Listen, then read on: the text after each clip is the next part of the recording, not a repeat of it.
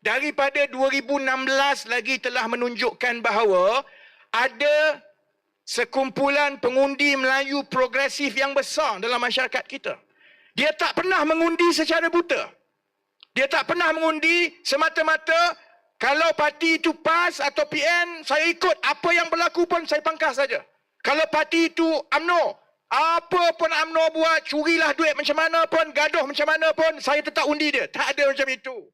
Pengundi Melayu ada enough progressive Malays who will decide on case by case, issue by issue.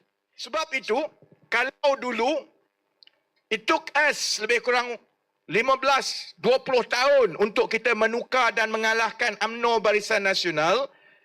Saya rasa kita dah go through steep learning curve dalam tempoh 10-15 tahun yang lepas.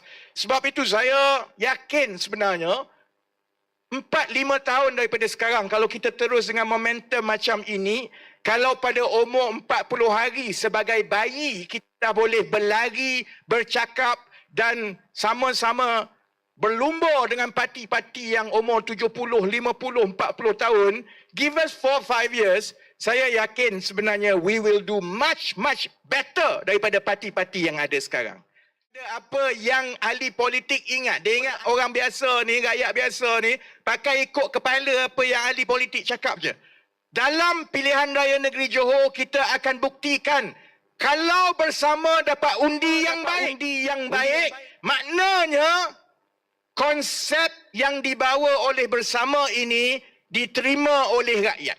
Dan rakyat Johor adalah perlambangan kepada seluruh rakyat Malaysia. Kerana dekat sini, walaupun majoritinya Melayu, tapi dia majmuk. Ada Cina, ada India, dia juga terdedah kepada Singapura. Jadi kalau di Johor, calon-calon bersama boleh buktikan bahawa kita mendapat undi yang baik daripada pengundi-pengundi, itu bermakna projek kita. Projek itu ialah untuk kita membawa budaya politik yang baru, yang bersih, berintegriti dan yang fokus kepada masalah rakyat, yang kita nak pastikan kita tukar seberapa banyak ahli-ahli politik dinosaur dengan muka-muka baru dari kalangan rakyat biasa. Maksudnya projek itu insya-Allah akan dapat sokongan yang besar di seluruh Malaysia dan kita boleh masuk dalam PRU akan datang dengan lebih yakin daripada yang ada sekarang. Boleh tak? Jadi terima kasih.